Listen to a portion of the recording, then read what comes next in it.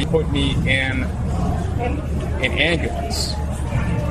Basically said that I have to stay strapped down, we can't make any stops. And they took me out way in the woods and back. It was about an hour and a half drive. But once we got there, I remember looking around and I looked up and it was the entrance to a state park. And they have multiple levels of armed checkpoints right near the entrance and near a couple of turns. But you had people in jeeps, large little machine guns. They're not just pumping the food full of GMOs and pesticides. Now, according to reports, they're drugging the food with neurotoxins as well, causing brain fog. Have you been experiencing the brain fog after eating? You're not alone. Millions of people have been reporting this, and it turns out it's something that they're adding to the food. And of course, this is a big concern, but it's something like fluoride to dumb people down, to cause them to be in a state of confusion, dazed and confused, looking for their wallets, looking for their keys. That way they can't think about what's really happening. They're hoping that people will forget about the pandemic, about the vaccine genocide, about everything else by drugging the food supply and causing an Alzheimer's type syndrome. Of King Charles, and its connections biblically to the seals and the horses of the apocalypse. It's just very, very interesting. And you guys will remember, I was one of the people that talked about the 42 months and all of that with the coming of Apophis. Well, a lot has to do with the coronation of King Charles and that back half of the final 42. So we're going to get into that as well. There's so much that I got to share today. We might as well just go ahead and get to it. It has been a very, very interesting week for me, just to say the least. And I do want to say thank you to everybody that reaches out to me, everybody that supports me. It's definitely appreciated right now. Just moving, so I appreciate it. Anybody who donates. Anybody that just even, says what's up or, shows love in any way, shape, form, or facet, and just watching the videos, man, I couldn't say, I couldn't be more grateful, so let's go ahead and jump to it. Let's jump to it. Hola, Illuminated Veritas, John Brody. I appreciate all of you. Chris S., Stu Perger, Karen Wager, James Dunn. I don't know if the, notifications are going out for this shit. I actually was going to do this video like a day or so ago, and I just kept getting caught up with trying to get my shit together here. So sorry for the delay if you was one of those people that was probably waiting for the video. I tried to change the times before people actually waited. So we'll start here first, and this is where it gets really interesting.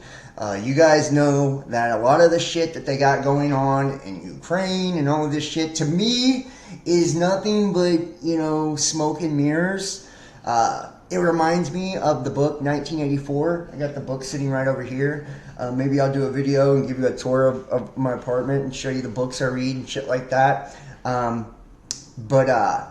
1984, you see like these three superpowers in this George Orwell novel where the world is pushed into this police state, right? And that's where we get the phrase, Big Brother is watching you, right? He's Winston, I think, is the name of the main character.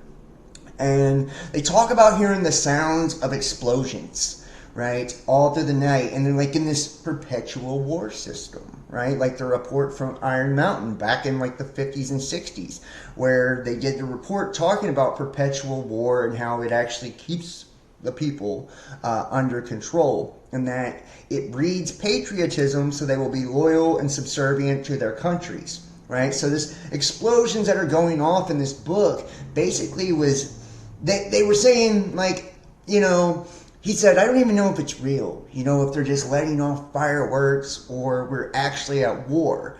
But it was like designed to keep people in a state of fear. That way they could have to focus on survival, right, instead of thriving, right? Just surviving instead of thriving. They're in a state of fear. And that way they felt like they needed protected from these other countries that they were warring with. It was a strategy that they used to dominate and control the people. Among many strategies, they would actually go out and destroy supplies, like what you see now, where we've seen crops that were destroyed, right, all over Nebraska and shit like that. There were videos all over TikTok. I've done videos on this stuff as well.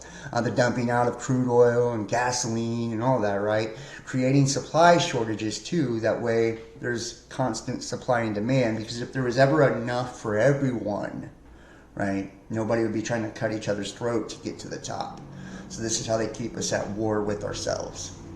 So the Russian missile strike on Pavlograd on April 30th was judged to have had a blast of a magnitude around 4 kilotons of TNT. The blast at Chmelnytsky, I know that's not how you say that, Chmelnytsky, yesterday was a magnitude of between 2 and 3 kilotons of TNT. Now watch this billion-dollar firework. Let me give you guys some sound, and you judge what you think it is, okay? You judge what you think it is. You tell me, is this nothing more than a fucking firework? Is this, real bombs? Ukrainian ammo depot explodes and fireball emerges. If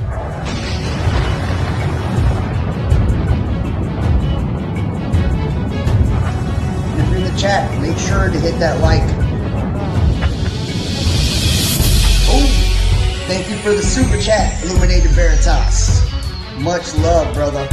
Everybody hit that like, hit that thumbs up. I see the keys in the house.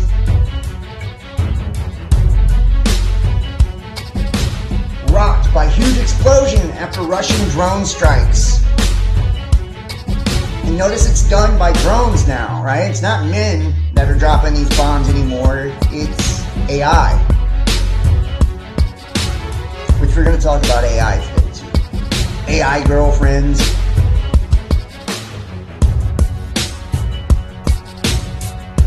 The depot stockpiled large quantities of fuel and ammo for Kiev's planned counter-offensive.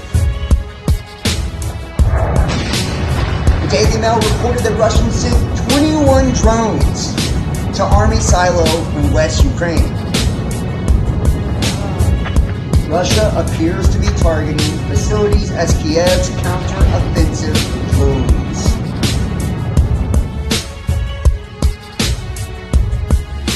30 were injured in the blast. Are these controlled demolitions? Is this nothing more than fireworks? And let me ask you this, with this looming nuclear threat, 4 drones hit an army facility causing an explosion which damaged, you see the damage? Nearby residential buildings, and another 17 drones were reportedly shot down by Ukraine. Are these controlled demolitions? And if so, right? If so, is this just more fear-based tactics that they are using to essentially, keep us in this perpetual state of fear and this scare of war, this threat of war? Are they pumping up the nuclear threat because what we have going on with Japan and Taiwan and China and all the things that are happening there? It's really intensifying in Taiwan, right? Things are getting, heated. Things are, and the press, the media continues to push these narratives of war.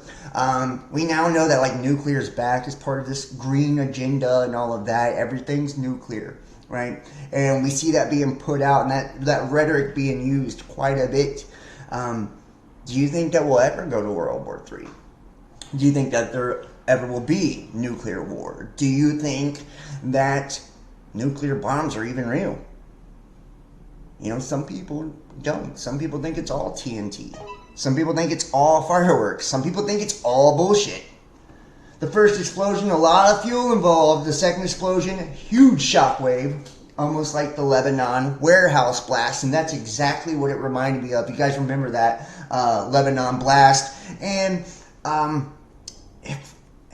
And I don't want to sound crazy, but I remember when it happened, and I did a video on it, and there was like a bunch of red smoke or some shit, and there was some type of pipeline that was located in that area, and there was fireworks that went off, and you could hear the fireworks right before the explosion, and a lot of people connected that to possible meteors and stuff as well. I don't think that this was meteors in any way, shape, or form. I do think it was TNT, fireworks, whatever. It says, other than being ammo and fuel depots, it's conceivable that both locations served as temporary marshalling areas for Western weapons that were being brought into Ukraine. Meanwhile, Germany will provide Ukraine with additional military aid worth nearly $3 billion, including tanks, anti-aircraft systems, and ammunition. Prepare for an even bigger show. And that's the thing, guys. It is a big show, and it's used to drain us of our money, right? In the name of Ukraine. I go to bars and shit in Cincinnati, and literally I see fucking Ukraine flags flying. It's a very liberal area in some places. And they're flying these Ukraine flags, and you guys see like on Twitter how like fucking trendy and shit that was for a while, right? Hashtag Ukraine, right? It's like, and we need to support them, right? Because Russia's beating up on them, they're bullying on them, and these are just these proxy wars where the three superpowers, just like Taiwan, right? These proxy wars where these superpowers, oppress other nations. A lot of times we see that most of it is not real. Most of it it's made for TV type shit, and it's fake explosions, it's fucking crisis actors. I'm not saying people don't die. I believe they do a lot of times, innocent people. They need real blood every now and then. It's probably some type of ritual when they do. And a lot of times we see that it ends up becoming this money laundering scheme where they just funnel all types of funds into these countries because war is profitable. Building and reconstruction goes to the same fucking senators and governors and people within governments in both countries that own the companies that do the rebuilding, because war is profitable. And then we say, in the name of aid, right, humanitarian aid, we bring in the United Nations, one more country knocked off the list and chalked up to the New World Order, right, and under total control by the world system. Okay, so moving on. Did your brain fall out of your head? Free speech warrior Elon Musk defends move to censor Twitter in Turkey ahead of controversial presidential election. I think a wave of violence will also spread across Turkey in the next hours or days. And 100% unrelated, Biden just said that white supremacy is the biggest terror threat. And I hate to tell you, this is like and I'm not giving you a news flash here. See, We Are Gods is here. Nice to see you. I've heard people saying that too. And I'm going to be checking the chat as well. So if you guys, you want to comment and all that good stuff. He said, I heard a lot of people saying that nukes aren't even real. I have too. And there's been a lot come out recently, and I've been talking about this for years. Anybody who's watched me for a long time knows this. I've talked about general relativity and how it's, basically bullshit. That's now being proven, right? Scientifically proven. There was just a recently paper coming out that was talking about that. So the nuclear fusion and fission thing as well. That's not something that has really been proven to actually exist either. So I guess we'll see, right? If we're ever see Toth777, thank you for the super chat. Thank you so much. I appreciate you guys, seriously, I do. So we'll see, eventually that's going to come out and be something as well, right? If you really they say it takes place on the sun, but a lot of people believe the sun's actually a big ball of plasma. So all right, now let's go ahead and look over here. Let me pull this up right here on the Daily Mail. Did your brain fall out of your head?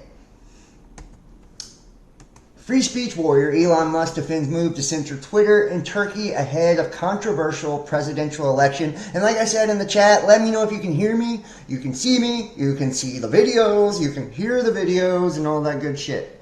That way I know I'm not just talking to myself.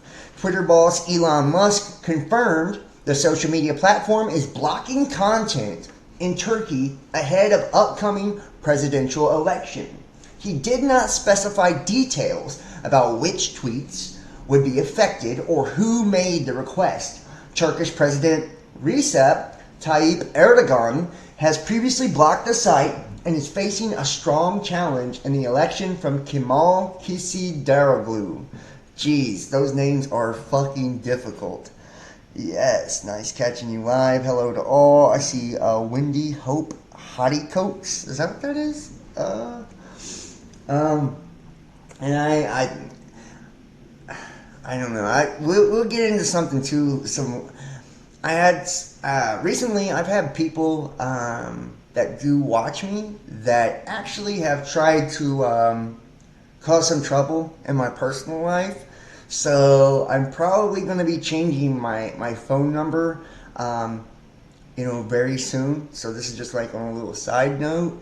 I don't want to give this person any, they want attention. That's why they did the stuff that they did, and they caused me a lot of problems actually.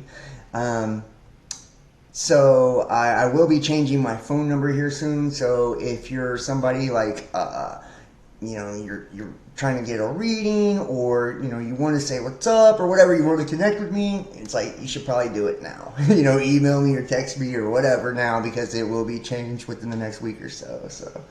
The Turkish government asked Twitter to censor its opponents right before an election, and Elon Musk complied.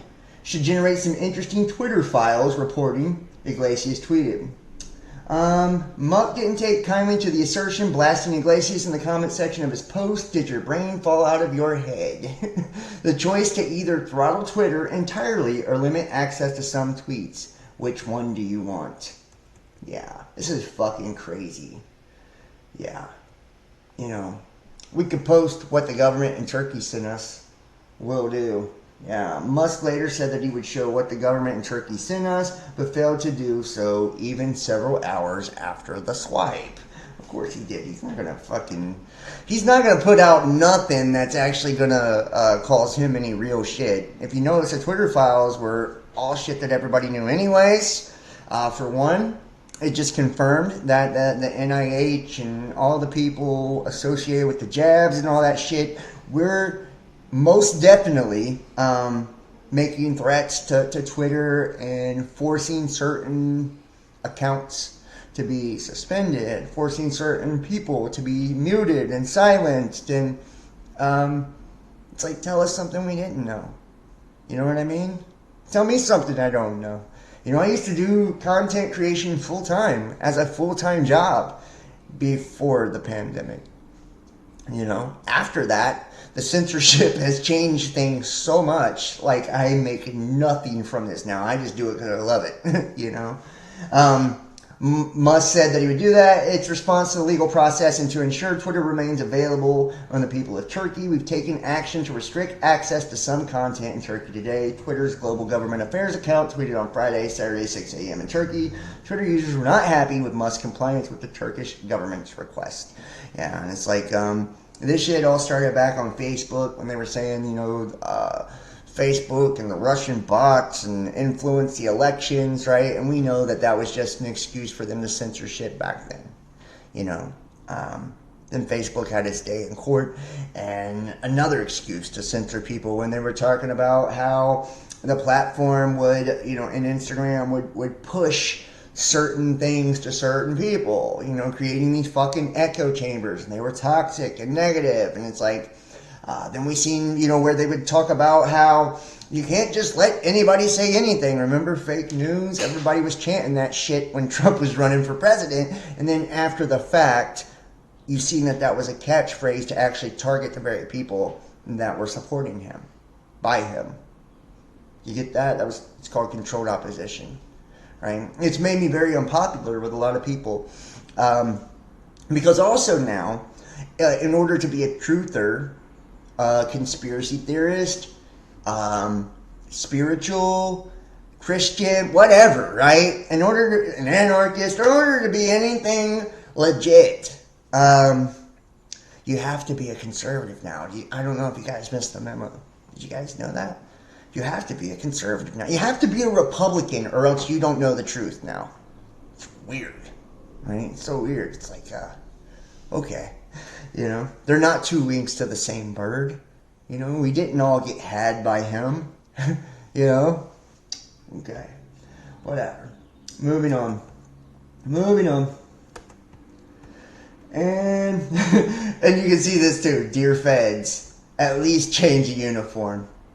And that's the white supremacist thing. This is supposed to be legit white supremacist right here in this photo. And Biden saying that this is the greatest threat, the terrorist threat that we're facing. And in the name of safety and security, my friends, the most evil atrocities have been committed against the population for a very long time. In my lifetime, I've seen the war on drugs, I've seen the war on terror, I've seen the war on COVID. Now it's the war on domestic terror, right? And white supremacy. The war on racism, the war on transphobia, homophobia, right? Like, it's just, and it's never really to protect any of these special groups ever. They're merely used as a front, because they want to make it something. We're always doing the virtue signaling thing here in America, especially, and online, especially. It's sad, really, because it's always used to do the exact opposite. It's never to protect the groups they're claiming to protect. They're using them and actually making a fucking mockery out of them most of the time, and hurting the image of them and hurting the way people perceive them, no matter who it is, no matter what group.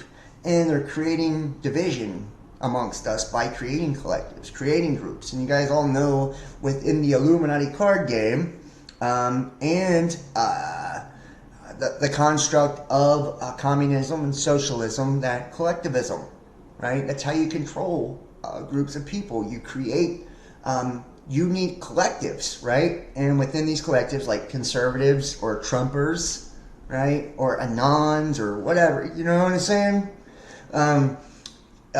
We create these collectives, and then they have characters that will be at the top of the pyramid. It's all pyramid schemes. So someone sits at the top, like Trump, residing over an entire collective of people, and then you can assassinate the character of the figurehead that runs that particular group or collective and take out everyone in one foul swoop, right? Because they all fall under, whatever represents it.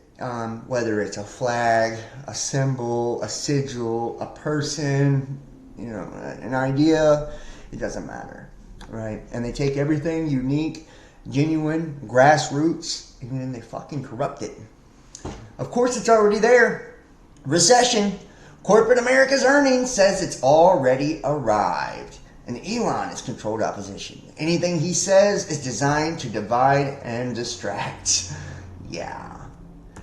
American wheat fields have become so plagued by drought that farmers are now poised to abandon crops at the highest rate in more than a century, since 1917 to be precise. And it's really weird how the late 1890s, early 1900s, right, are very similar to the time that we're in right now, right? And it's about a decade or so before all the world wars started kicking off. So it kind of makes me wonder, are we at that point to where, we're gearing up? And I feel like we are. And I've showed you guys the letter to Mazzini, 1871, Albert Pike, the father of Freemasonry, and the three world wars, which talks about the final world war being the third world war and this social cataclysm, right? And the first two happened precisely how they were written, and the third seems to be going just as planned as well,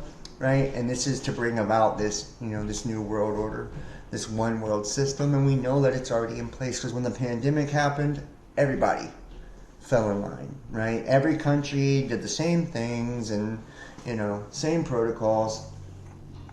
It's upsetting how they're treating Americans. Florida couple's wedding in turmoil as New York hotel suddenly cancels 30 rooms they booked for their guests to make way for migrants. And this is like a new fucking thing. I seen in Sweden or Switzerland, they were literally fucking evicting people from apartments to bring in immigrants. It's like wild. This is like this new trendy thing of, bringing in migrants and kicking people out of shit. I don't know. And this is just more the virtue signaling, right? So, whatever. And here's the recession. Corporate America earnings say it's already arrived. This is out of Bloomberg. As the U.S. economy teeters on the brink of recession, Wall Street is already enduring what could turn out to be the most prolonged corporate profits downturn in 7 years. With the first quarter earnings session drawing to a close, the profits of S&P 500 companies are estimated to have dropped 3.7% on average compared to a year ago, while data compiled by Bloomberg Intelligence shows that 78% of firms surpassed forecasts. That's less impressive than it sounds, given analysts had slashed their expectations before the season kicked off. So, you see, they've already dropped 3.7%. We've seen the interest rates fucking raise 7 times last year and already twice this year. I mean, this is going to continue, That's why you go to stores and shit and you see supplies are not what they once were. The stock is not what it once was. We've seen this intentional, and I told you guys, this is called a scorched earth tactic. Where they bust supply lines, bust supply chains to create, friction in the supply and demand. And this is how you actually collapse a nation, right? This is an attack without attacking directly. It's that without ever dropping a bomb, right? And there's a million ways they go about this. They attack the energy, and we see the pressure on the electrical grid, the electrification agenda, the fuel, right? All of that stuff. The water supply, all of it. And the green agenda is probably the biggest indicator of this is going to continue, and it's always going to be the name of environmental shit. It's always going to be in the name of the economy. It's always going to be in the name of safety and security. But it's neither here nor there. and we'll get to this in just a second. I don't even give a fuck. They have literally, suspended so many of my channels. My videos don't even get out anymore. I'm just going to talk about what I want, and that's what it's going to be. I'm just going to talk about what I want, and that's what it's going to be. Hope you're in your new place. I am in my new place. Thank you. All looks and sounds good. Thank you so much. There's a reason it's called A Theater of War. It's an evil show. Yes, there is definitely a reason it's called A Theater of War, and that's absolutely the truth. And, it is nothing more than theater.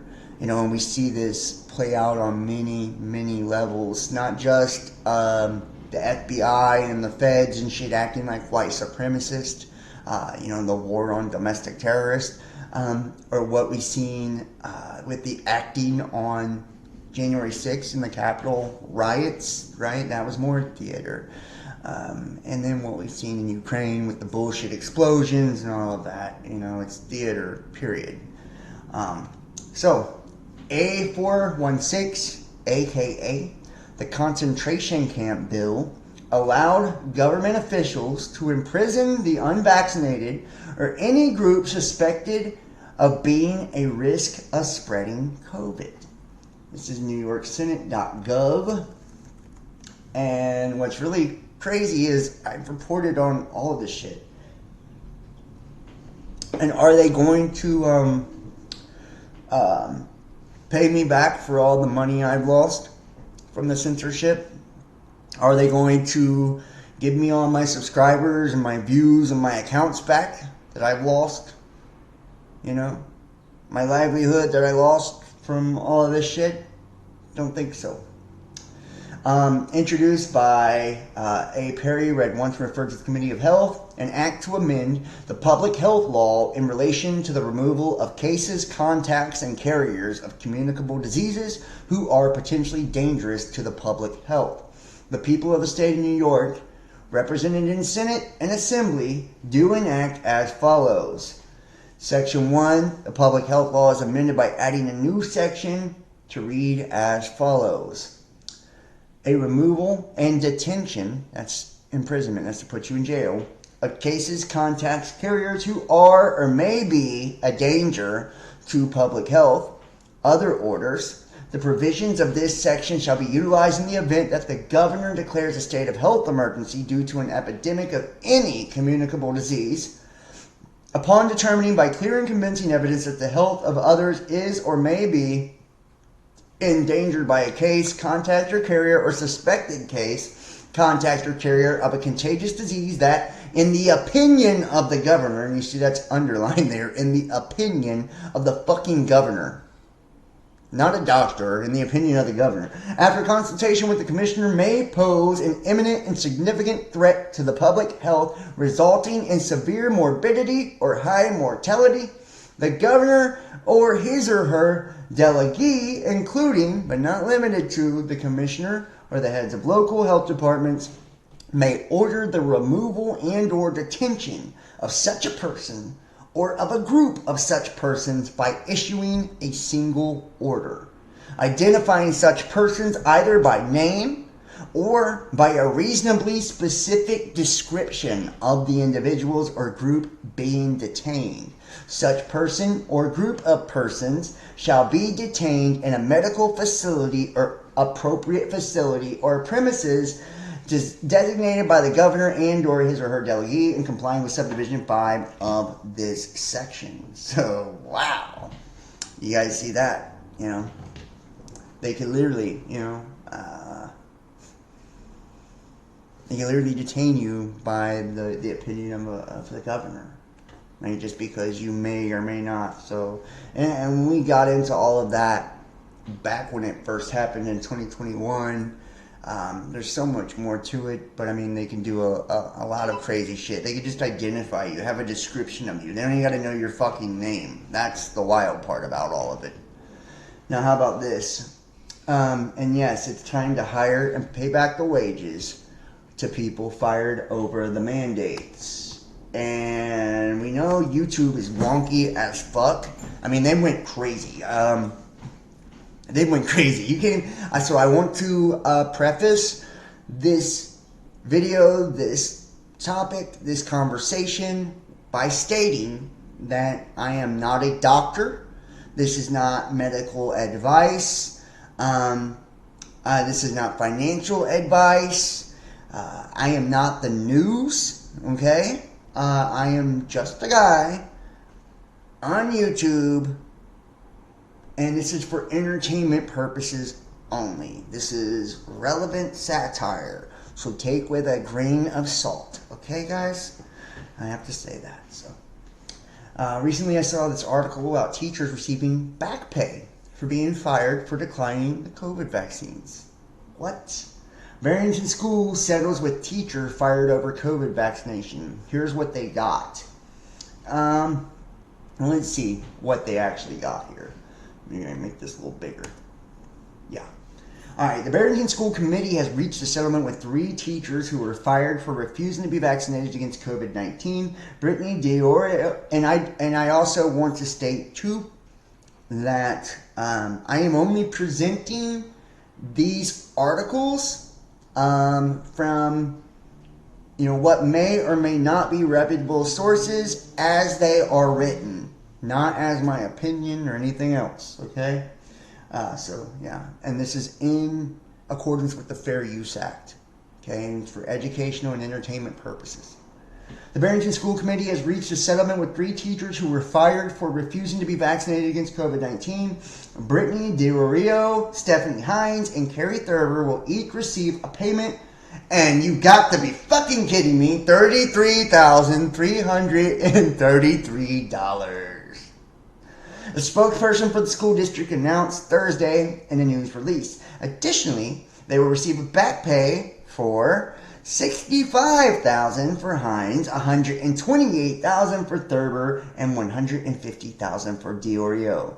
The 3 teachers' legal counsel will receive $50,000 in attorney fees. It's time to have a public discussion about extending this to everyone similarly fired. And I can tell you this for a fact.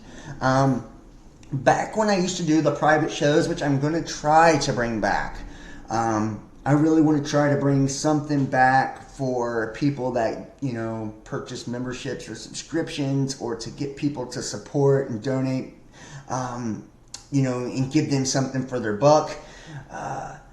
So I'm going to try to bring the private shows back and the Discord shows and all of that as soon as I'm more settled in here.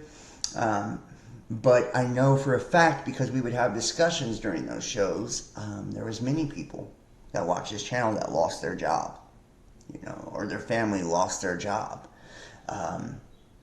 because of all of this nonsense, right? And there is many people also that didn't lose their job that took this and they didn't want to, and had charitable things, afterwards, which, we're not even allowed to discuss adverse effects or anything, when it comes to this shit, because that can be misconstrued, I guess, right?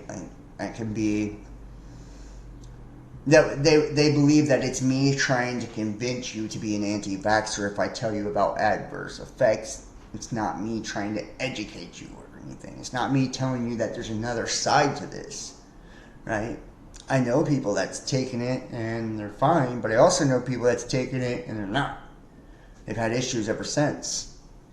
And I know people that's taken it that's no longer with us, So the facts are clear. A long-standing principle of medical ethics is in order to mandate a personal health intervention, it is not sufficient to show a personal health benefit.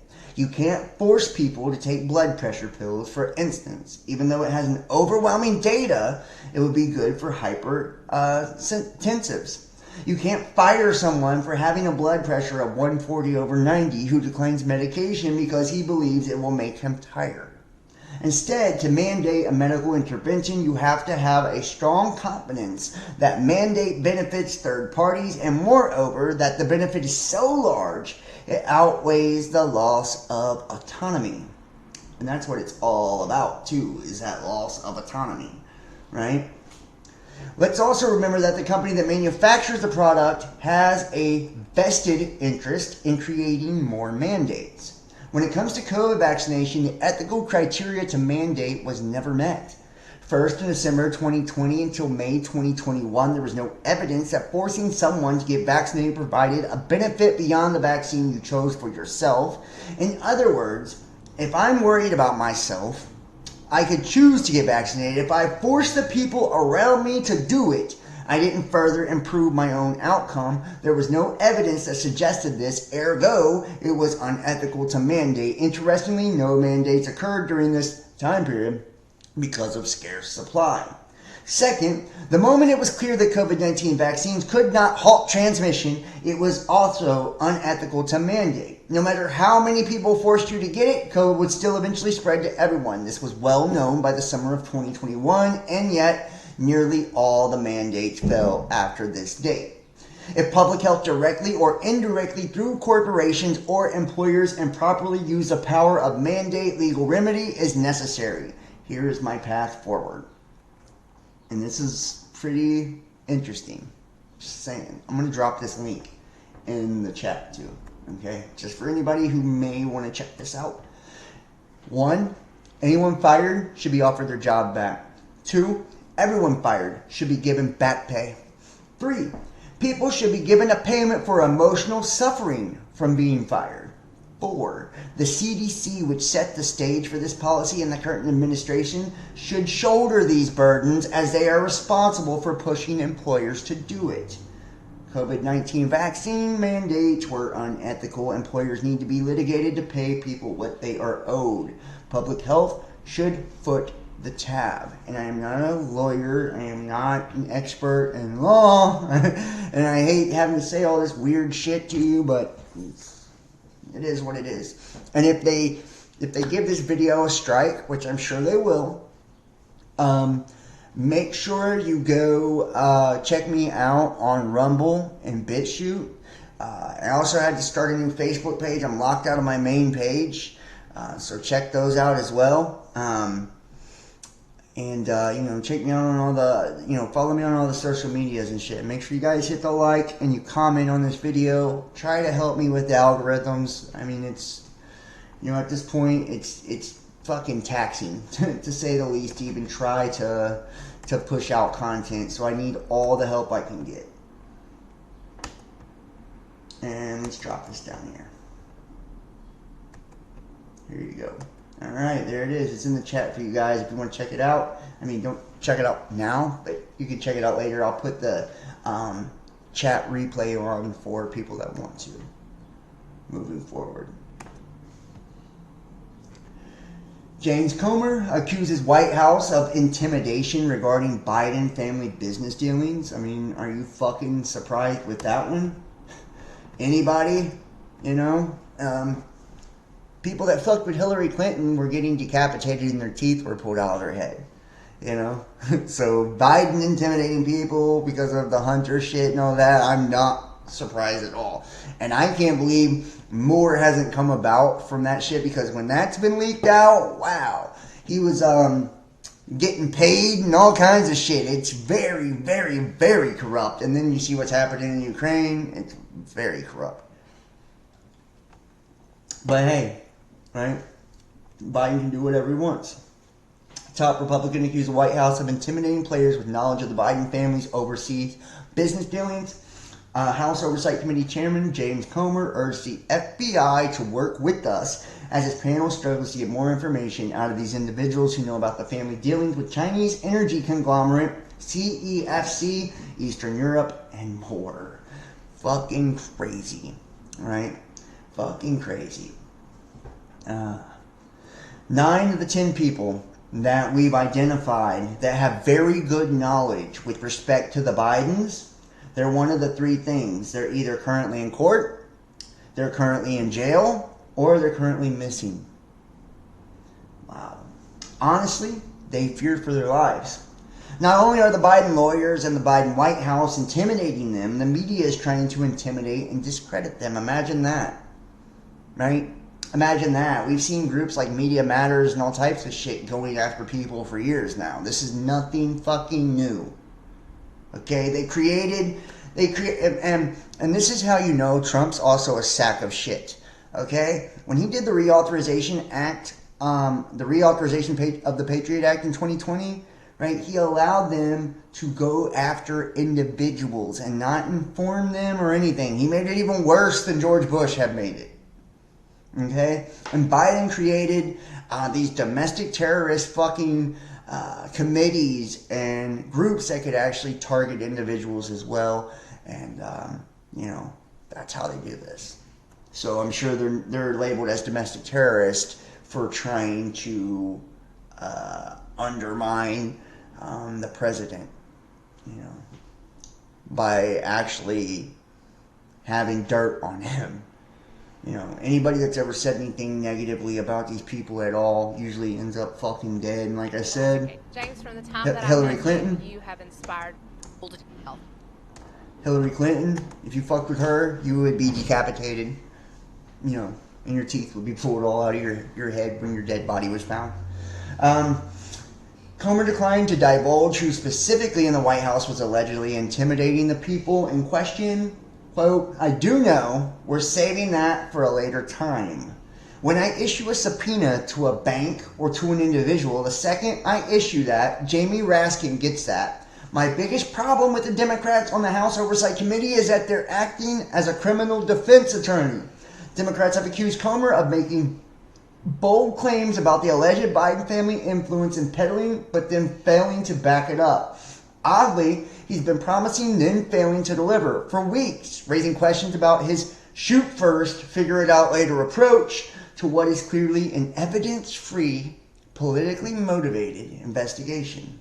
Comer also said that his panel is still on the lookout for the key informant for his investigation. The Kentucky congressman previously subpoenaed the FBI for an informant file that accused Biden of accepting bribes as vice president. The Bureau raised concerns over the demand in response, with the spokesperson noting it was likely, quote, unverified reporting by a confidential human source. Unfortunately, we can't track down the informant. We're hopeful that this informant is still there. The whistleblower knows the informant. The whistleblower is very credible. And all we're asking the FBI with respect to the Form 1023 is, what did you do to investigate this allegation? And they sent us back a very patronizing letter. This is a pattern of behavior by the FBI that would suggest there's been a cover-up for many years with respect to the Biden influence peddling. Republicans have claimed the whistleblower tip revealed the existence of the informant and a document with additional information about the allegations. When pressed about how such a critical informant could be missing, Comer underscored the nature of the intelligence business. We're hopeful that we could find the informant. Remember, these informants are kind of in the spy business, so they don't make a habit of being seen a lot or being high profile or anything like that, he said. It alleges that Joe Biden, when he was vice president, was involved in a quid pro quo with a foreign country in exchange for foreign aid. This is a very serious accusation. All the FBI has to do is say, yeah, we looked into it, and it wasn't a credible informant, but they won't answer our questions, he continued. He warned that if the FBI does not cooperate, we're going to end up in court. Comer conveyed confidence that Republicans will prevail if it comes to that. Last week, Comer held a press conference to roll out a report presenting new evidence about the president's family and their associates garnering over $10 million from companies belonging to foreign nationals, including while he served as vice president. Wow, he specifically alleged that Biden family concocted a web of limited liability companies, LLCs, as part of an effort to hide sources of money, direct China cash, influence peddling in Romania. He previously said that 9 and as many as 12 Biden family members could be exposed to foreign business activity. However, such critics as House Minority Leader Hakeem Jeffries have pointed out that Comer's report lacked direct proof of the president engaging in illegal pay-to-play type activity. And it's like, yeah, you know, that's some pretty damning stuff right there. So we'll see how that goes, but that's pretty fucking interesting. This is out of the Washington Examiner here. Now, right here. Investigative journalist Harry Vox warns against coming lockdowns and quarantines back in 2014. This is fucking crazy. It's like they telegraph this shit so far ahead of time. Nobody listens to people like us or people like him. Anybody trying to put it out there, nobody pays attention. But maybe they should start, you know? Maybe they should start. People don't even find this stuff to be important anymore. It's crazy. Even the people that are into this stuff don't really watch this stuff anymore. It's so weird. You know, it's like we've all been... now I seen a video that's talking about this great falling away, right? And it really means falling away from truth. You know, we're seeing that now. Ruling establishment has a lot of... They will stop at nothing to complete their toolkit of control, right? So one of the things that has been missing from the toolkit of total control has been quarantines and curfews, right? Mm-hmm. So now... Welcome to the new world in America, where to get on a bus, to go through a subway station, if you think that the procedures at the TSA are onerous, right? Guess this is coming to a bus depot near you. It's a more invasive way, and the ruling class needs this because, let me say, if the ruling class ever saw wide-scale civil unrest, you'd see an Ebola outbreak in America right away. Okay, so this is, what you see is that Ebola is... another tool in the toolbox of the ruling class control. Yeah, to keep down absolutely, repression. Positively, 100%. This is a tool. Right. Ebola doesn't just magically start spreading. Mm-hmm. And then we have this doctors that come back here. The white people, of course, live. Mm-hmm. You know, the two whites who got it or survived. All the black people that get it die. Right? It's very possible that these one of these NGOs over there is going around with a veil of Ebola or spreading it from a small plane onto villages. The point is to get hundreds of thousands of people infected with it and create the next phase of control. Now, one of the things I'd like to show to back up my my claims here Very interesting. Here's a document from the Rockefeller Foundation. What? Rockefeller Foundation, right there. You can zoom in on that, where my finger is. It's called Scenarios for the Future International Development, the Rockefeller Foundation. All right? Okay, let's take a look at what they're saying here. This is something like a 50, 60-page document. I'd like you to go to page 18, if you can look at this up on the internet, but I'll read it off to you. It's called lockstep, lockstep. And this is a phrase that I used right after 2001 when I saw the entire system of the United States, including the population, were in lockstep. So the Congress went along, and yes, it was Osama bin Laden, and the people waved their flag and said, I hate, hate, hate, hate, and everything was in lockstep. Well, in 2010, they published this, Rockefeller Foundation, and here's what they're saying. They're saying that they call it a scenario. These are scenario narratives, and they speak about it in the past tense. So they put out this scenario, lockstep. A world of tighter, top-down government control and more authoritarian leadership with limited innovation and growing citizen pushback. Okay, I'll read a little bit of it. In 2012, the pandemic that the world had been anticipating for years, nobody was anticipating a pandemic, finally hit.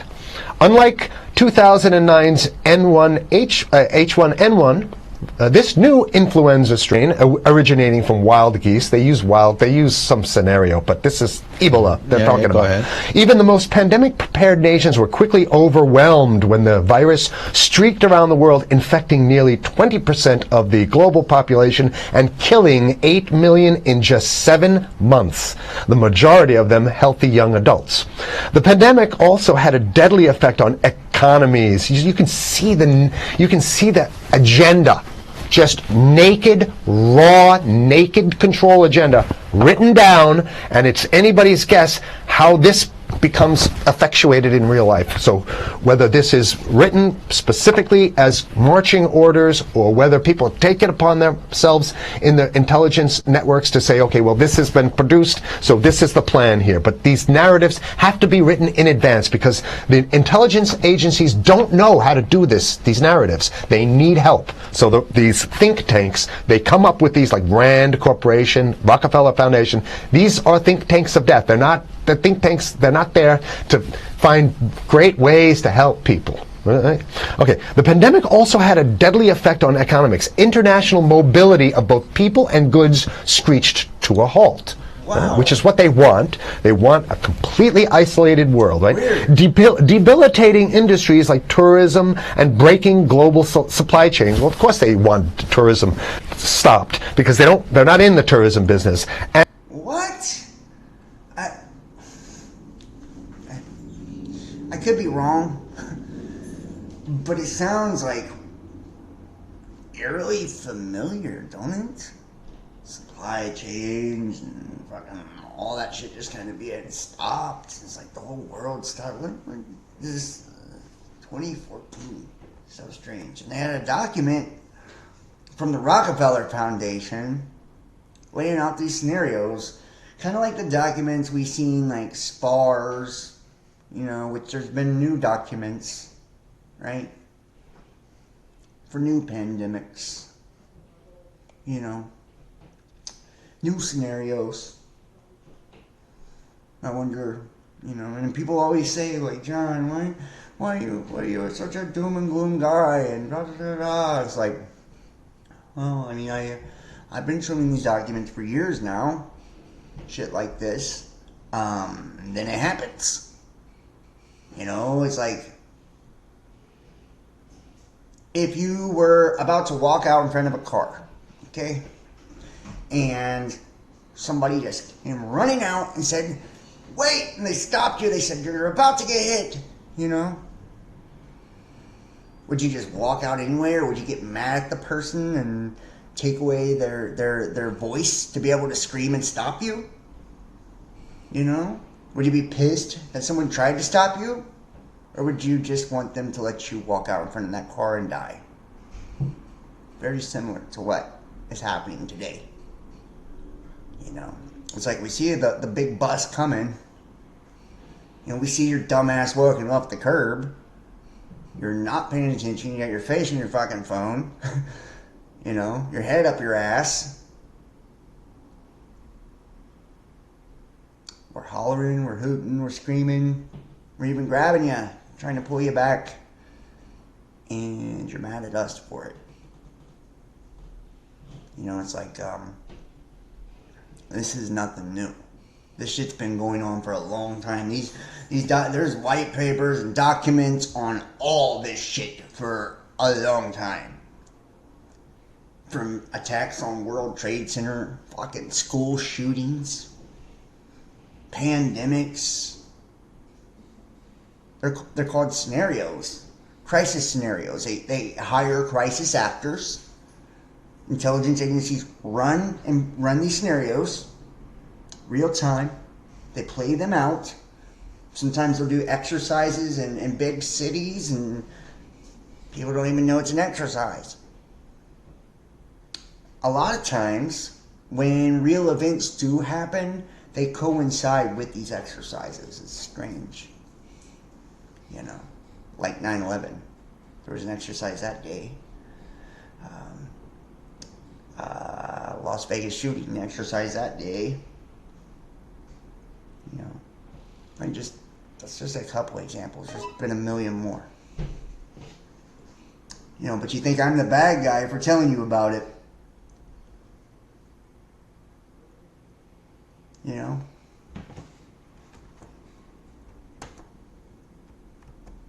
And they want you at home, in your house, in front of the TV, then they got you. Because once you watch the TV, they own your soul. Even locally... Wait a second, we're on television. I mean commercial television, let's say. National. Even locally, normally bustling shops and offices sat empty for months. Okay, so I love how they talk about it in the past tense in 2010. Right? The pandemic blanketed the planet, though disproportionate numbers in Africa died. Southeast Asia and Central America, where the virus spread like wildfire. It sounds like the Yeah, it sounds very fucking familiar is what it sounds like, right? Sounds very familiar. Let's take a little look. You guys want to? Okay.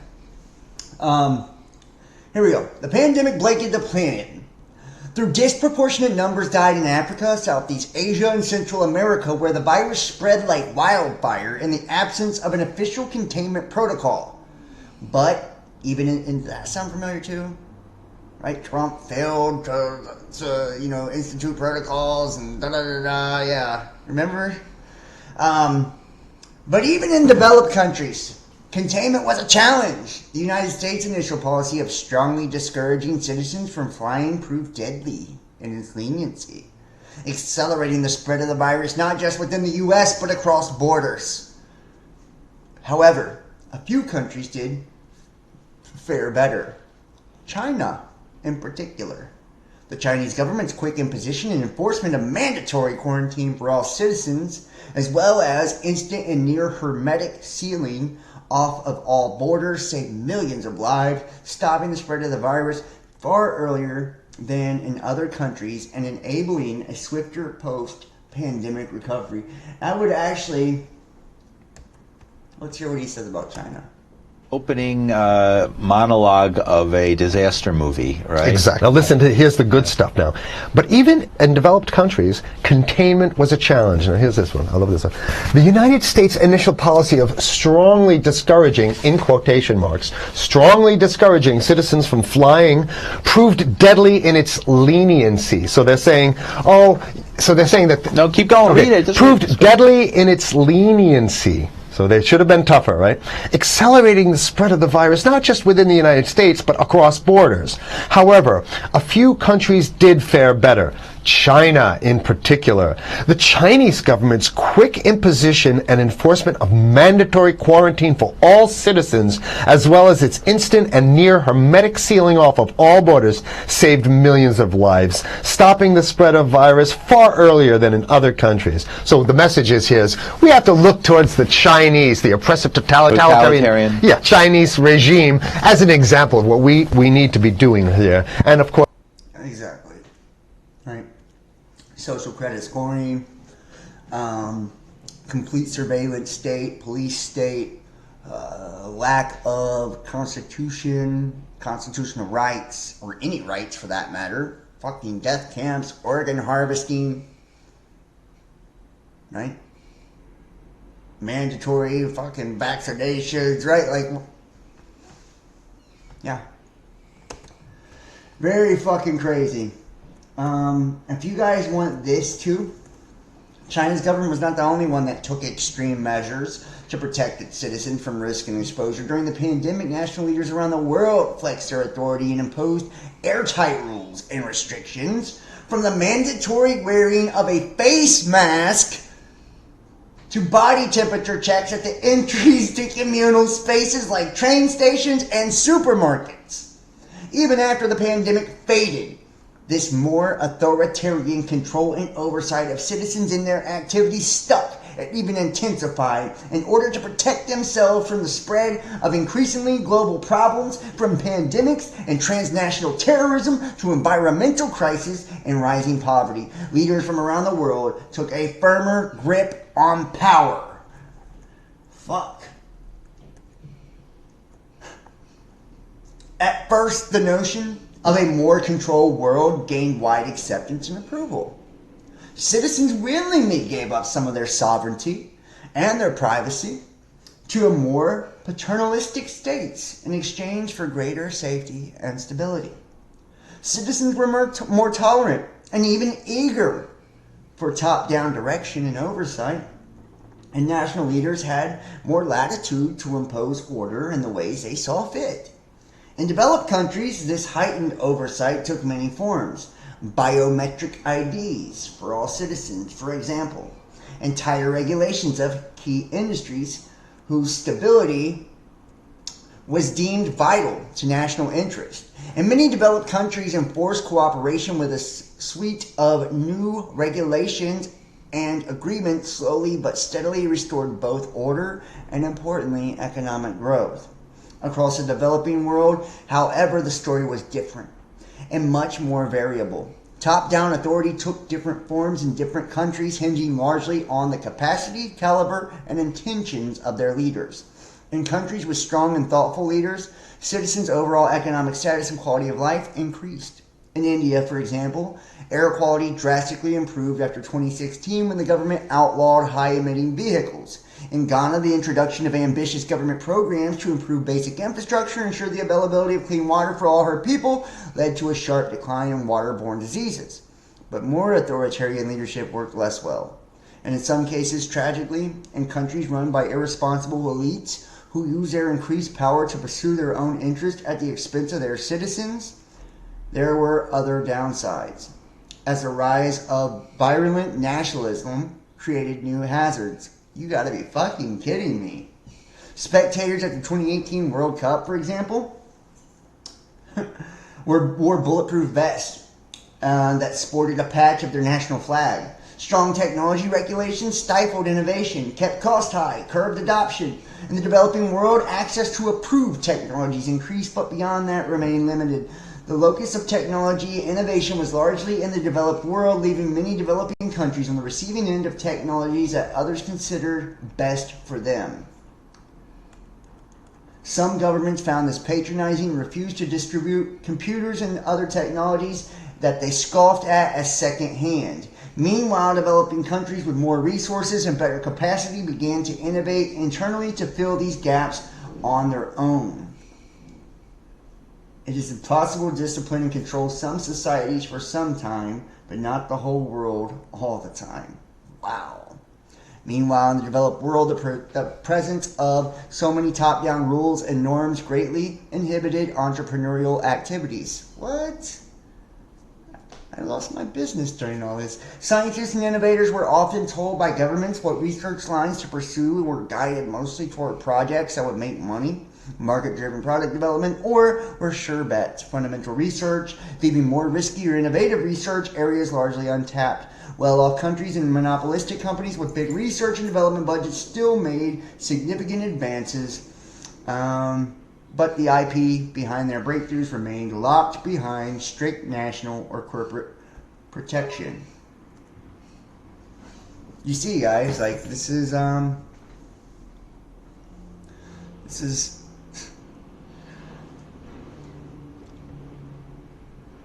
This is literally what we are living in now. This is the world we're rocking with right now, today, you know. Let me drop this in the chat for you guys. I want you to be able to go and read this and check it out, man.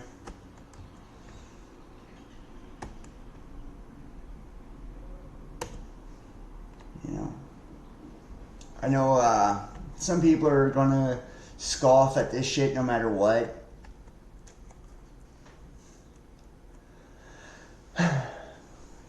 But honestly, you know, this is something we should all be concerned about. You know, these type of things. This is something we should all be educating ourselves about. This is something we should all be spreading the word about. Like, it's fucking insane that people with common sense don't find this disturbing. That people with common sense think that this shouldn't be spoken about because they're afraid of it. They don't want to think that bad thought. You know? They don't want to give attention to that. It's negative. It's a conspiracy. It's not true. Right? They would never do that to us. Why? Because you wouldn't do that to them? You're not them. You don't think like they do. You don't have money like they do, resources like they do, and you don't have power like they do. What is the saying? Power is given to those who are willing to bend down low enough to pick it up, or stoop down low enough to pick it up. You know? Why has a Munich library invited a drag act called Eric Big Clit to read to 4-year-olds?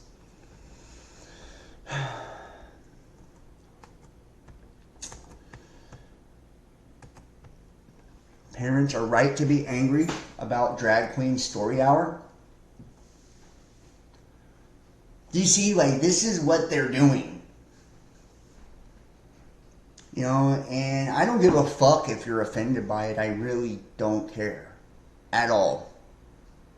Matter of fact, I hope it makes you angry when I show you these kind of things, I talk about these kind of things, so maybe you'll get off your fucking ass and you'll do something about it, or you'll research it yourself instead of just calling me a piece of shit for saying it.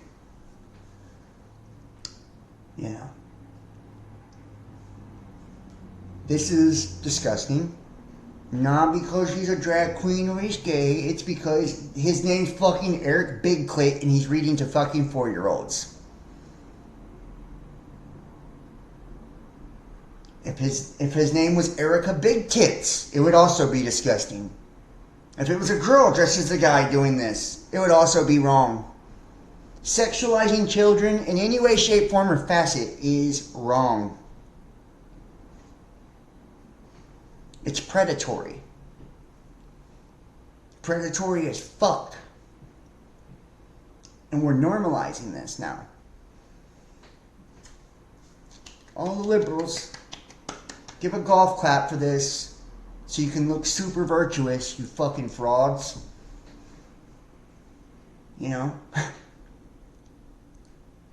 And all the people that's going to watch this, I get mad. Go ahead and report me so YouTube can say I'm putting out harmful conspiracies and all that.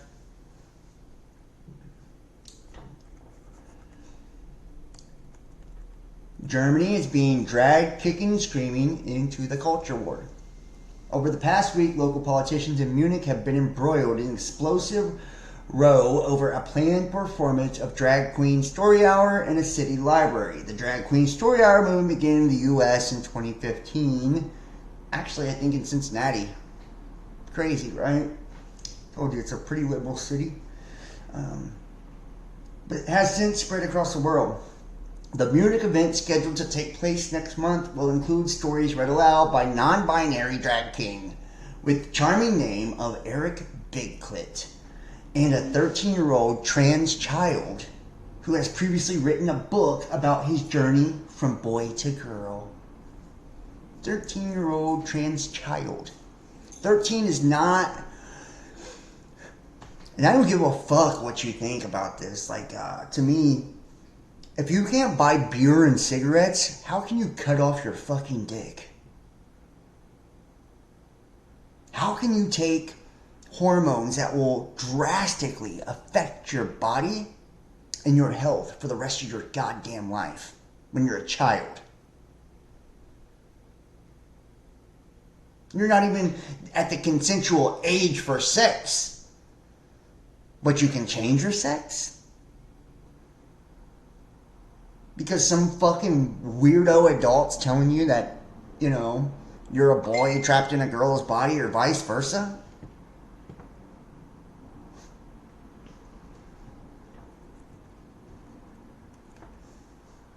Some politicians have understandably expressed concerns. The General Secretary of the Center-Right Christian Social Union, one half of Bavaria's coalition government, is worried that toddlers are being indoctrinated into early sexualization. Hubert Aiwanger, leader of the Conservative Free Voter, Bavaria's other governing party, had described the event as possible danger to child welfare. Meanwhile, Munich's Social Democratic mayor, Dieter Reiter, has dismissed the complaints, branding them excessive. You gotta be fucking kidding me. The event's organizer, a drag queen called Vicky Voyage, has also hit back at the criticism. Voyage claims that Drag Queen Story Hour is actually suitable for kids from the age of 0, and that the purpose of these shows is to encourage children to read and present them with different lifestyles and points of view.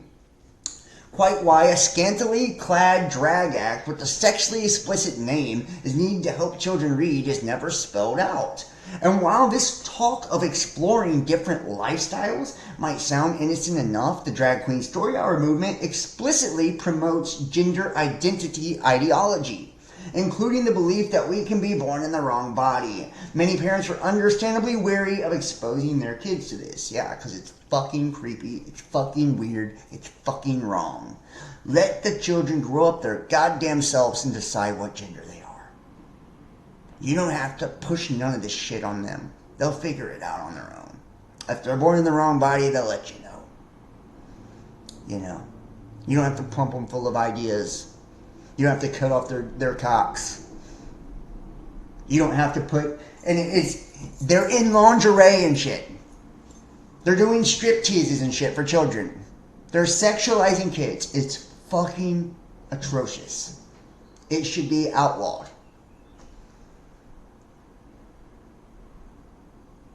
You know, but just 2 years ago, you couldn't go into a supermarket without a vaccine, but this is okay. Give me a fucking break. Here, anybody want to go check this one out? I'll drop this one too for you. Love to hear some of your thoughts on this too. Love to hear some of your thoughts on this one. Make sure to hit that like. Hit that subscribe.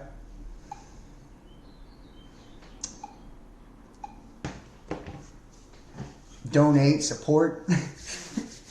I'm probably going to be demonetized after this video. But documents reveal how the CIA worked behind the scenes to influence the media, including 800 major movies and over 1,000 TV titles. Check this out. Here are 410 movies made under the direct influence and supervision of the Pentagon. Now this is fucking crazy. Let's see, we'll pull out. A year ago we featured a detailed report. Let's see if we can get the report. The article is archived. Fuck that. I'm not paying for this shit. Never mind. Detailed report by authors Tom Secker and Matthew Ford exposing just how the Pentagon and CIA programs for partnering with Hollywood actually are, based on some 4,000 new pages of formerly classified archived documents obtained through the Freedom of Information Act. The report noted at the time that these documents for the first time demonstrate that the U.S. government has worked behind the scenes on over 800 major movies and more than 1,000 TV titles. Reviewing the expanding list, the average movie watcher might be in for a shock at what films actually included. There are the more predictable ones like Black Hawk Down, Zero Dark 30, and Lone Survivor, but also entirely unexpected ones that apparently needed the military-industrial complex's propaganda touch, like Ernest Saves Christmas, Karate Kid 2, The Silence of the Lambs, Twister, and the Iron Man movies, and more recently Pitch Perfect 3. When a Hollywood writer or producer approaches the Pentagon and asks for access to military assets to help make their film, they have to submit their script to the Entertainment Liaison Offices for vetting. Ultimately, the man with the final say is Phil Strubb, the Department of Defense's DOD Chief Hollywood Liaison, who has been at the helm of this formerly semi-secret department going all the way back to 1989. If there are characters, action, or dialogue that the DoD doesn't approve of, then filmmaker has to make changes to accommodate the military's demands. If they refuse, then the Pentagon packs up its toys and goes home. To obtain full cooperation, the producers have to sign contracts called production assistance agreements, which lock them into using a military-approved version of the script. This is crazy, right? The Pentagon directly influenced Hollywood. In some cases, scripts are literally line edited by the military. Part of my last book was all about this. I call it the military entertainment complex. Wow. Months ago, Strubb was again profiled in a report called Enlisting an Audience, How Hollywood Peddles Propaganda, which quoted him trying to push back against the growing media exposure of the past years. We're not trying to brainwash people, we're out to present the clearest, truest view. The report rightly noted that while Americans generally pride themselves on living in a free speech and anti-censorship society, yeah, fucking right, while simultaneously mocking the propaganda examples in places like Russia or China, the U.S. public is subject to more homegrown, state-run propaganda than it thinks. Quote, military pageantry in Russia, massive rallies in North Korea, blunt messaging from China, we cluck at shameless self-aggrandizing when it's seen overseas, but it doesn't take much effort to see that American propaganda is everywhere, too. It's not government-made, and it's not quite as brazen as its counterparts from abroad, but it's here.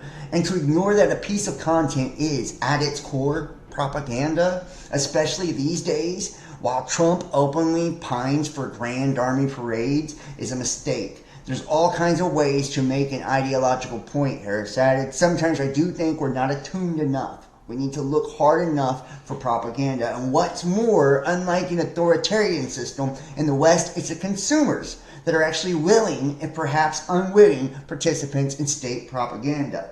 Certainly the content has alternative, sincere agendas too, but it's the giant amorphous market of consumers that has called it forth. That's the difference between our propaganda and everyone else's. It's autocratic regimes, government-backed entity pushes it onto indifferent or unwilling consumers. In America, we, the consumers, happily demand it. Wow. We, the consumers, happily demand it. And, if you guys want to check this one out and see the list of movies and all that good shit, drop that as well. Hopefully the chat's working here. I'm not seeing... I believe they may try nuclear war, but if they do, the extraterrestrials will finish it.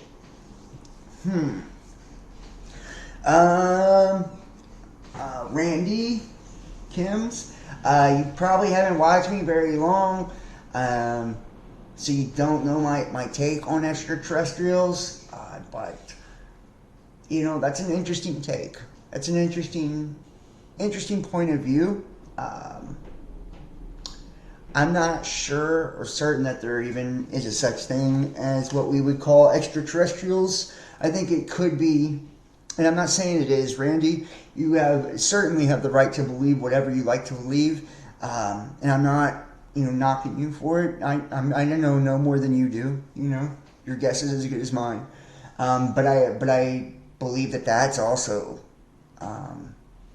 propaganda too. Like, that's more of I've showed the video clip before from Ronald Reagan and shit, talking about if there was an extraterrestrial threat, that's how to get everybody to come together for a new world order. So we've seen the holographic technology and shit, Project Bluebeam, So I have just a, in the military-industrial complex, who knows? Who knows? And I feel like if there are ETs, that they're not physical entities, like what we would think, that they would be more of a kind of quantum existence, like a spiritual existence, like what we call demons or fallen angels or whatever, So, very interesting, though, very interesting.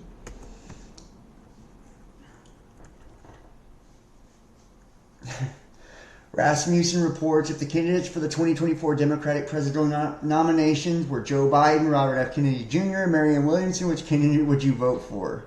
You got me fucked up. Biden and RFK are tied for 2024. Yeah, right.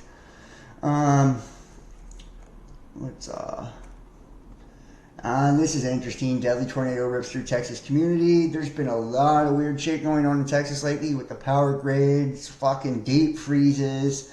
Tornadoes are normal, though. But you notice the strength of these storms now. A lot of people, and then when we look at a lot of the radars, I've got TikTok videos showing fucked up weird radar with the ones I have in Kentucky a couple years ago. So check me out on TikTok. Maybe this is, weather modification at play. The product of Bayer Monsanto can be related to a lot of severe health issues, so people should know about the criminality of the group. Quarry leaking toxic chemicals in the idyllic beauty spot after Monsanto dumps waste.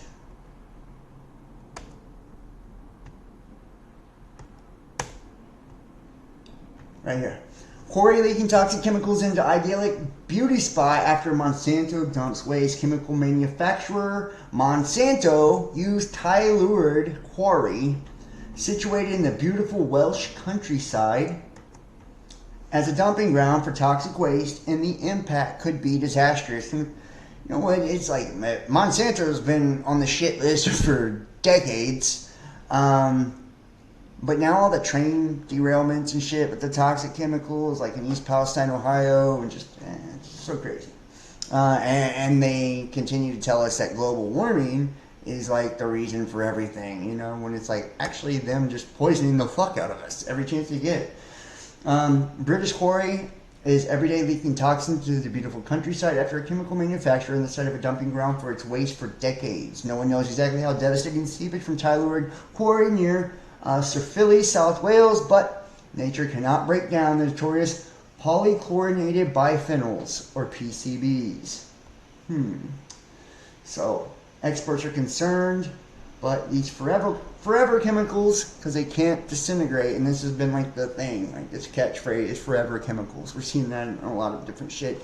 Like I said, being put out in a lot of different places, too. You guys seen all the shit that happened with East Palestine. Moving forward, the new immigration bill is a Trojan horse for E-Verify and is a threat to all Americans. I told you guys, this video is a doozy. I mean, honestly.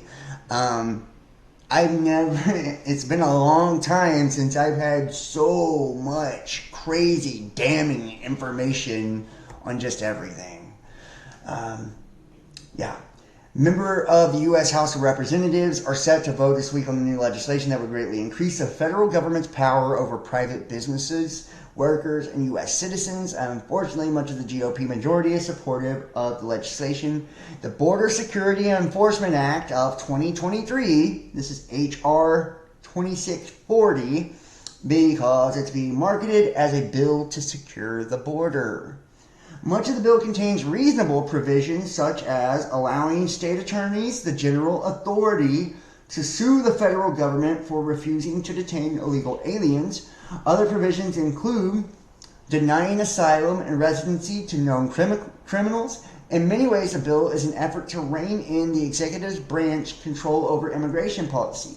Alarmingly, however, the legislation also contains a provision mandating nationwide use of E-Verify, which is essentially a federal surveillance program that determines whether or not a person can be legally employed in the United States. Every American would require the federal government's permission to work. so long as the Border Security and Enforcement Act contains these E-Verify provisions. The bill presents a clear and present danger to basic American freedom and property rights. The expansion of E-Verify would also go a long way in helping the federal government build essential infrastructure that in the future could be used to implement social credit scores or restrictions on employment for those who refuse federally mandated vaccines or other mandates. You see what I'm saying? Shit is spun out of fucking control. And it all started with that goddamn pandemic, did it not? I mean, they were setting it up before then, but whew, they pulled the rug out from underneath us with that. And people are so fucking retarded. And yes, I said retarded. So stupid, you know, it's like they bought it wholesale. They bought it wholesale, and they're buying all this fucking, shit. The trans shit, they're buying it all. Technology, all of it. It's like they don't even see it. They just blindly agree, they blindly follow. E-Verify as government surveillance was initially implemented in 1997 as a program designed to prevent companies from employing foreign nationals who had entered the U.S. illegally. Illegal aliens.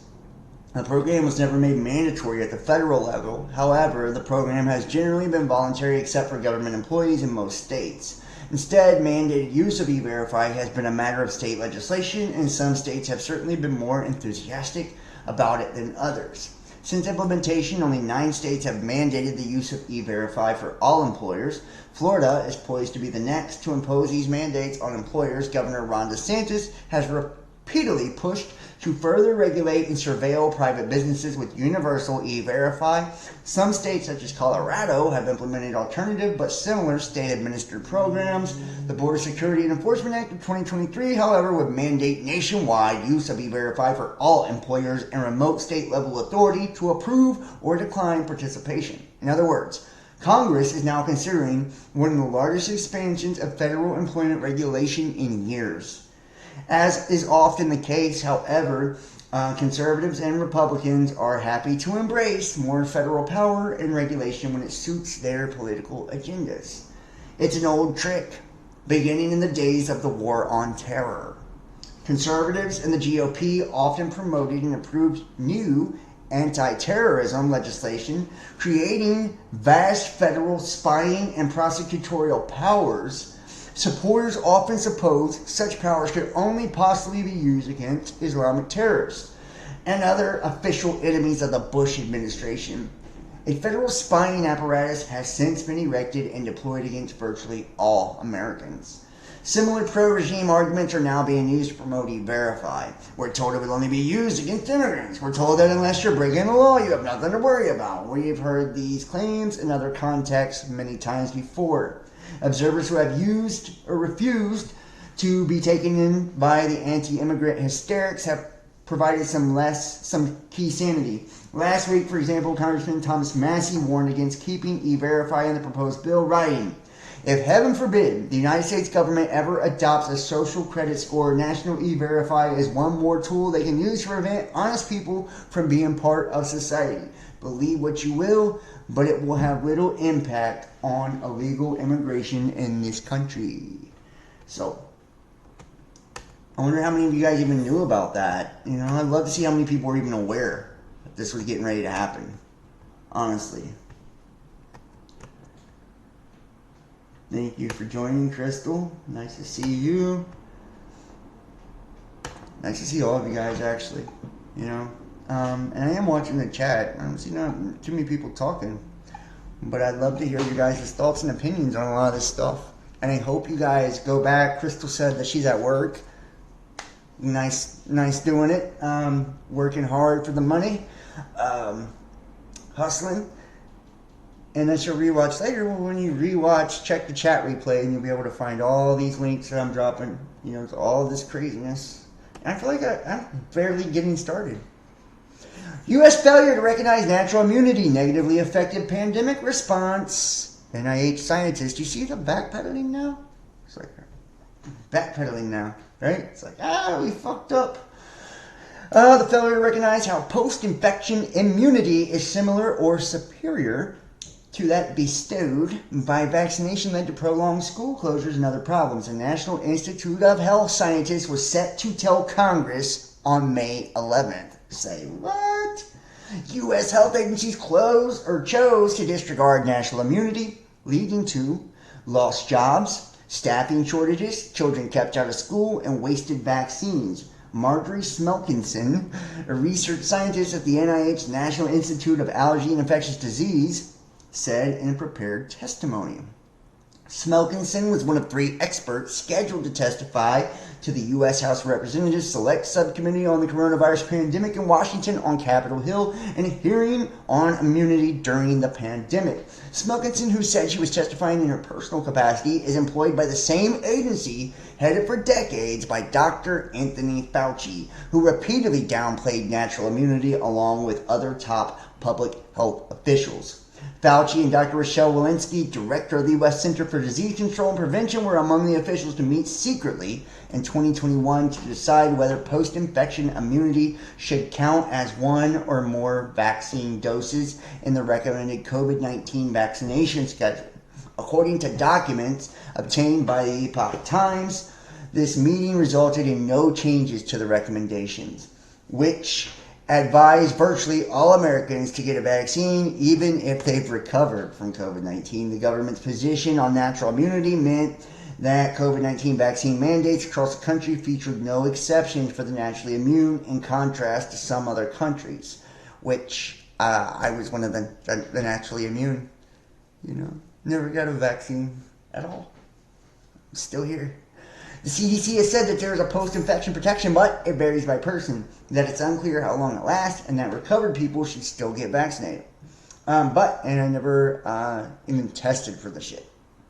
The CDC has said that there is a post-infection, which, if you watch my private videos, you know why, right? We went through all that shit. I'm going to be bringing that back, the private shows and shit. It's something I really, and I'm set on doing that. The uncensored shows, that way I can talk about anything I want again, and really get deeper into some shit, because we can't on YouTube anymore. I can't even get fucking people in the chat anymore on YouTube. I'm that censored. It's crazy. And it's like, these are important fucking topics that people need to be discussing, and people need to talk about. It's up to us. Nobody's going to educate you for you, right? And we didn't come this far just to get this far. It's like, what was the point? What is the point of seeking truth if you're not going to do anything with it? If you're not going to use it to better yourself, better your life, protect people from these fucking lying sacks of shit, and it's at least spreading good information, it's like, not making wild fucking conspiratorial claims, but having the shit to back it up, The CDC said there's post-infection protection, but it varies person to person. It's unclear how long it lasts. The recovered people should still get it, but evidence from before the vaccines were even available signaled natural immunity was robust. And later studies provide evidence that natural immunity was similar to or even better than vaccination, Smelkinson noted. One study in July 2020, for instance, found a strong immune response in people who had recovered from COVID-19. Another in October 2020, that's when my father passed, provided similar findings. And a paper in November 2020 found that mild infections also triggered strong responses. And I'm going to actually get into some stuff on what killed my dad right from the hospitals. As early as today, as early as April 2021, research suggested protection on par with from vaccines. The CDC study found natural immunity was better than vaccination against the Delta variant, and more recent CDC paper provided the same conclusions for the Omicron strain. And analysis of dozens of studies found that post-infection protection was similar to or better than vaccination depending on the strain. Smelkinson in the governor's position resulted in staffing shortages, including in the healthcare sector, and caused needless loss of life as vaccines were given to essential workers with natural immunity instead of being prioritized for vulnerable and elderly populations. Additionally, the daily quarantine of thousands of students could have been significantly reduced if districts had at least made exceptions for students with natural immunity, she said. Disregarding the wealth of evidence of natural immunity led to missed opportunities to implement policies that could have been more effective and efficient in controlling the pandemic and limiting collateral damage. And this is fucking nuts, y'all. And I'm gonna drop this too. This is coming right from the fucking horse's mouth. She's at the NIH. Doesn't get no more legit than that, fam. Know what I'm saying? So people can make all their little shitty comments they want when it comes to this shit, but this is truth. This is truth, and they're telling you now. It's really weird to see how that they're backpedaling after all this time. Honestly, and we know that the people that actually brought all this into being, Moderna and Pfizer and all them, they can't be sued for this. So, who's responsible? The government forced it. So shouldn't it be the CDC? Shouldn't it be the NIH? Shouldn't it be the federal government that has to pay people for what they lost? For wrongful death, for, side effects, adverse reactions, for loss of wages, loss of livelihood, loss of rights. But I doubt we see any of that. Most COVID-19 deaths may be the result of a completely different infection. COVID-19 is no longer classed as a global health emergency by the World Health Organization, but scientists are still working hard to understand more about the virus and its impact, including how the coronavirus affects the body and leads to death. A new analysis suggests that a high percentage of people who required help from a ventilator due to a COVID-19 infection also developed secondary bacterial pneumonia. The pneumonia was responsible for a higher mortality rate than COVID-19 infection. So while COVID-19 may have put these patients in the hospital, it was actually an infection brought on by the use of mechanical ventilator that was more likely to be the cause of death when this infection didn't respond to treatment. Our study highlights this is the importance of preventing, looking for, and aggressively treating secondary bacterial pneumonia in critically ill patients with severe pneumonia, including those with COVID-19. The team looks at the records of 585 people admitted to intensive care unit at a Northwestern Memorial Hospital. Also in Illinois, they had severe pneumonia and or respiratory failure, and 190 had COVID-19. And this is what I was saying. My dad died this way on a ventilator. And I know that also the use of the remdesivir was another major factor in why so many people passed. It had extreme adverse effects on the kidneys, and like my father, who was on kidney dialysis, things like that should have never been administered to people, but they put them on remdesivir, hooked them up to a ventilator, and they died. They would usually, their lungs would collapse, their heart would stop, then the brain would go, and they'd unplug their ass. And that's what happened to my father. So, to me, that's a wrongful death. To me, that's a wrongful death. And then they would cop out by saying, they had COVID-19 because they got the federal kickbacks for everybody that died from that. And that only pushed the narrative more, pushed the restrictions and mandates more, right? The lockdowns more, the control more. Because the numbers continue to go up, even though we know now most of the false positive, all of this shit wasn't what they said it was. And now it's all coming out. So can YouTube even give me a strike anymore at this point? Yes, they can. Ain't that crazy? For all this shit. It's like, wow. Wow. That's all I got to say. Explosive new lawsuit claims TikTok's owner built a backdoor that allowed the CCP to access U.S. user data. This has been a big fucking thing. ByteDance allowed a Chinese Communist Party unit to censor content and access data, a new lawsuit alleges. The unit referred to as the committee even had a death switch to turn off certain apps. ByteDance built a backdoor channel to enable CCP access to U.S. user data, the suit alleges. An explosive new lawsuit claims TikTok owner ByteDance built a backdoor channel in its code that allowed Chinese Communist Party members to access to user data hosted in the U.S. And I mean, is this any fucking different than Facebook? You know? How many backdoors are in Facebook for your data? You know, it's just that it's Chinese owned. It's the only difference of this than any other thing that you've seen in your life when it comes to social media. You know.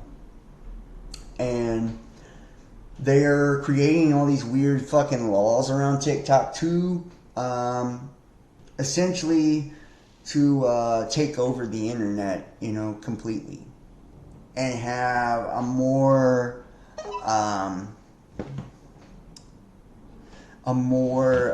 restricted version of it. Any real peeps today? Yeah, that's what I'm wondering. There's like nobody chatting. It's so fucking weird. It's like very weird, very weird. But they're using all of this though to, you know, continue the censorship, to continue fucking bringing more laws and restrictions when it comes to the internet. So yeah.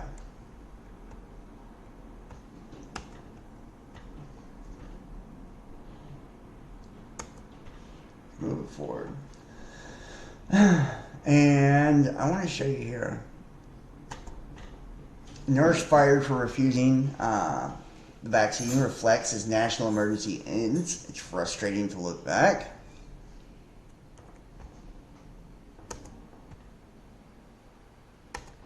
See if we can.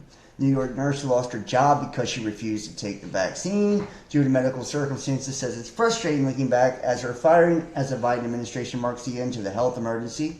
Yeah, I bet a lot of people are frustrated looking back. You know, especially with all this shit coming out now. Something else. Today is the end of the COVID health emergency, and that's also why Title 42 went out. So now they've quietly lifted the vaccine mandate on millions of federal employees today. Remember, President Biden did a big flip-flop on what became a hugely controversial issue for our law enforcement and medical professionals. I don't think it should be mandatory. I wouldn't demand it be mandatory. If you want to work with the federal government and do business with us, get vaccinated. Yeah, a little bit of a flip-flop there. Teachers, nurses, first responders, many others across the country lost their jobs because they didn't want to take the vaccine for various reasons. We spoke to some of them throughout the pandemic. We worked through the height of the pandemic, you know, before there were vaccines. For first responders like us, you know, we felt like the pandemic was over already by the time they issued this mandate. Jenna Vianney Pascal is a... Yeah, we felt like it was over by the time they issued this mandate. Isn't that fucking weird, right? Yeah. Very strange. And let's take it here. Look at this. I mean, it's like one thing after another. Officials neglect the side effects, severe neurological symptoms. Like, goddamn, you know? Seriously, it's all coming out. February on, trying to get schools open, we knew that remote education was not a substitute for opening schools, but we also knew that people had to be... Okay, we're gonna... It's weird. Advertising right in the middle of the shit.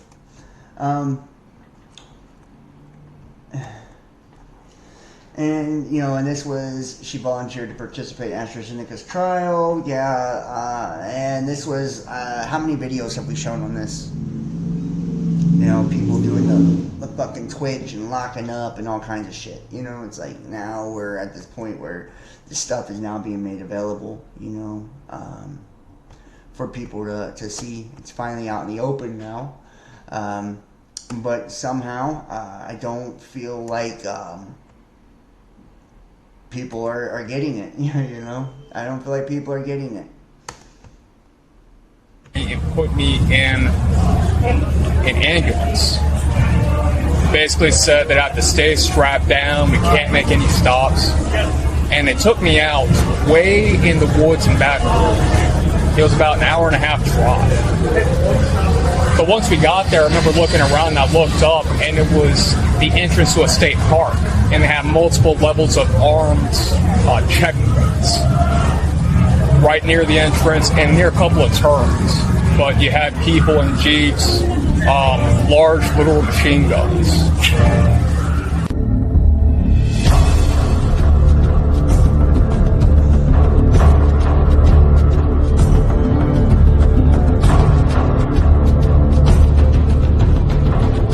Well, Joseph Mengler would be proud of this.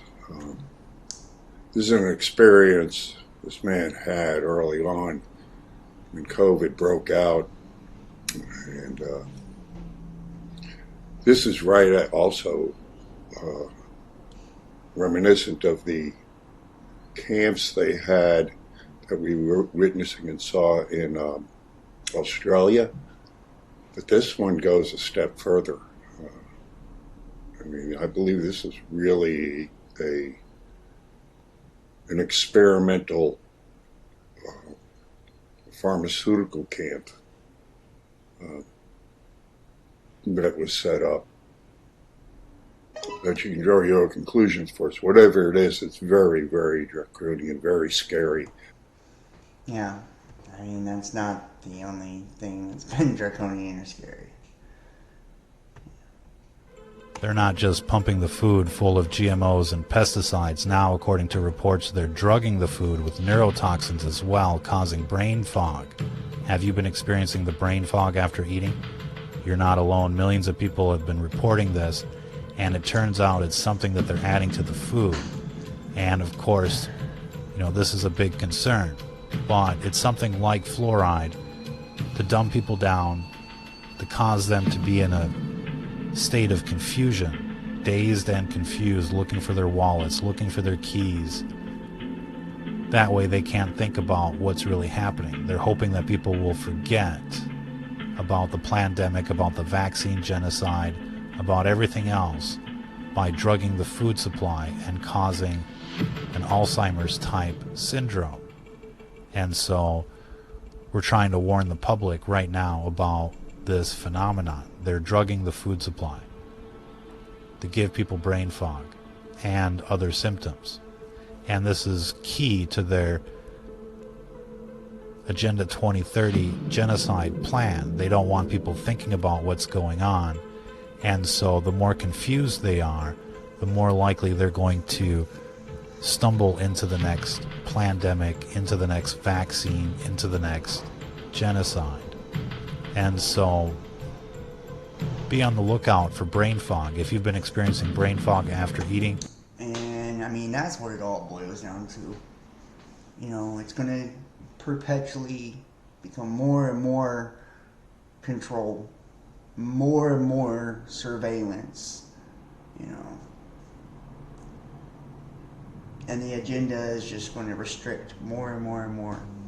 You know, and you see the E-Verify, fucking social credit score, it's like, Jesus.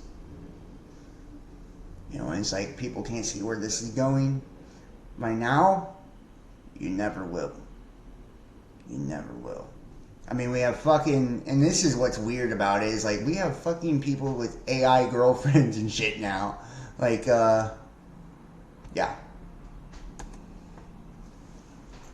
Influencer makes AI girlfriend version of herself.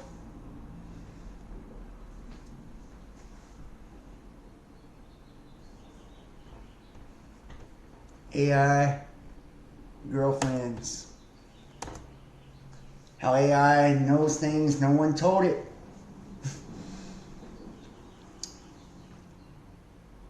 And it's like through this tech, they're able to affect you emotionally. That's proven now. You know, and we see that it's intelligence that controls our methods of entertainment. You know, and we are being systematically, socially engineered. You know, genetically modified from the food, the fucking medicine. We're being poisoned and dumbed down, sterilized. It is an anti-human agenda. And as the smoke continues to clear from the last round, and they prepare for the next, and more comes out, and people get more and more outraged or not, I'm sure people will be more preoccupied with Snapchat girlfriends or whatever than they will about what's actually going on in society. Things will continue to get tighter and tighter in the name of safety and security. So, this stuff is very important, and I hope that you will show this to people and bring attention to this. I'm going to start doing more lives. Like I said, I just moved in my new apartment here in Cincinnati. Really nice place. I'll do a video showing you guys and all that if you want. And I'm going to bring back the private videos and just a lot more stuff for people that donate and supports the channel. I'm asking everybody, please consider donating. Consider supporting me.